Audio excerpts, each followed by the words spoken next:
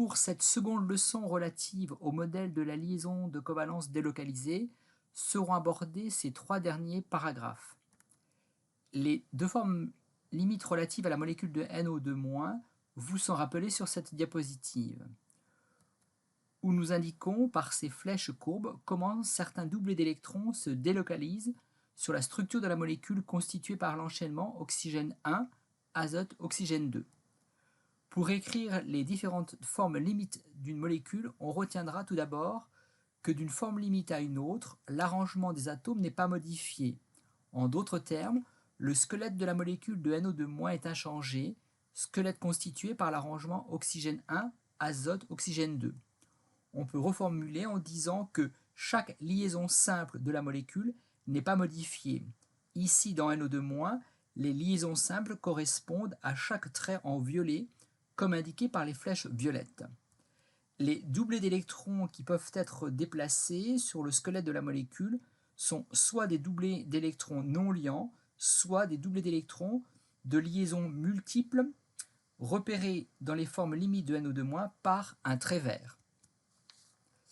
Quelles sont les conventions d'écriture à respecter pour écrire les formes limites d'une molécule? On doit montrer comment on déplace les doublés d'électrons délocalisables au sein du squelette de la molécule pour passer d'une forme limite à une autre. On utilise pour cela des flèches courbes. Entre chaque forme limite, on met une flèche à deux pointes. L'ensemble des formes limites sont mises entre deux crochets et on indique la charge de la molécule, si besoin, comme indiqué sur cette figure pour NO2-. Quant aux règles d'écriture relatives à l'hybride de résonance, on indique là aussi la charge et on écrit également l'hybride de résonance entre crochets.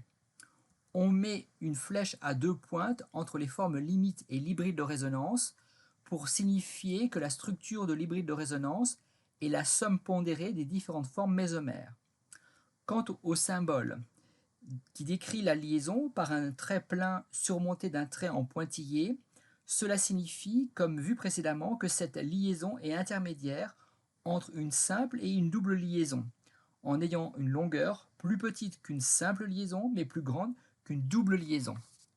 C'est aussi le symbole que les électrons délocalisables se répartissent entre plusieurs atomes du squelette de la molécule constitué par les liaisons simples.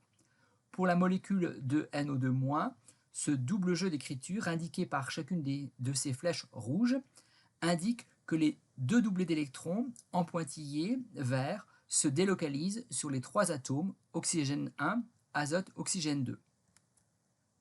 Abordons maintenant les règles de pondération afin de pouvoir donner un sens à l'expression l'hybride de résonance et la moyenne pondérée des différentes formes limites. Une autre manière de le dire, c'est est-ce que toutes les formes limites participent à part égale à la structure de l'hybride de résonance?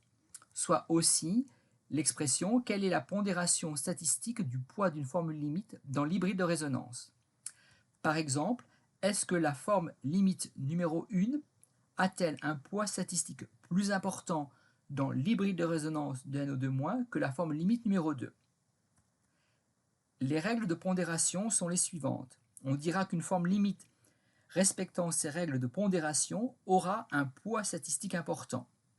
La première règle de pondération stipule que là où les formes limites ou mésomères est neutre, c'est-à-dire sans charge formelle, ou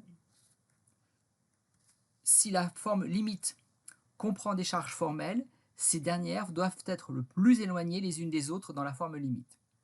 La somme des charges formelles pour une forme limite donnée doit être en valeur absolue la plus faible possible, afin que cette forme limite ait un poids statistique important.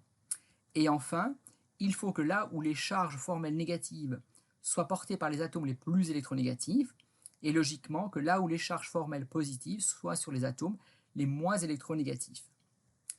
À titre d'exemple, pour les formes limites de NO2-, pour chacune de ces trois règles, la première règle n'est pas discriminante, puisqu'il n'apparaît qu'une seule charge formelle dans chacune de ces formes limites de NO2-.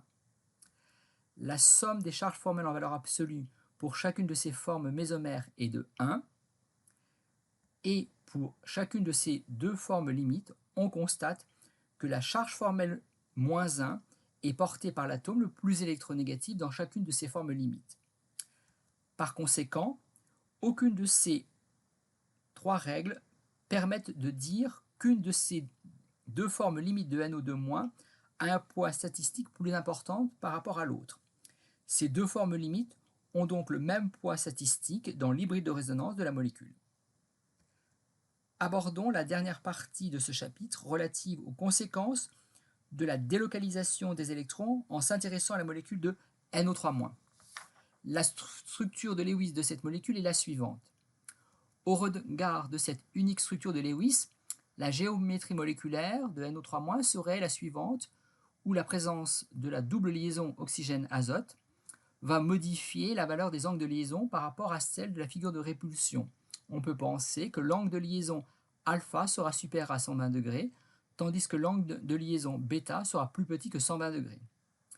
En réalité, ceci est faux car toutes les liaisons azote-oxygène sont identiques dans cette molécule.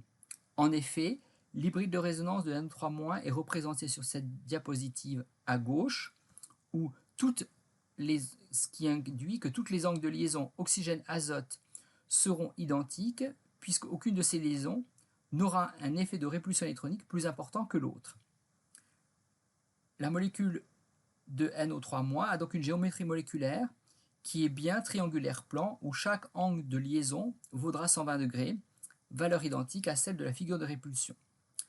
Nous verrons dans un autre vidéo qu'il existe un effet de la délocalisation des électrons de valence sur le moment dipolaire dans le cas de certaines molécules. Vous êtes maintenant capable d'écrire les différentes formes limites d'une molécule et la structure de l'hybride de résonance qui en résulte, d'estimer le poids statistique de ces formes limites dans l'hybride de résonance et de déterminer la conséquence de la délocalisation des liaisons de covalence sur la géométrie d'une molécule. La prochaine leçon portera sur l'étude de la liaison de covalence selon une nouvelle théorie, qui est la théorie de la liaison de valence.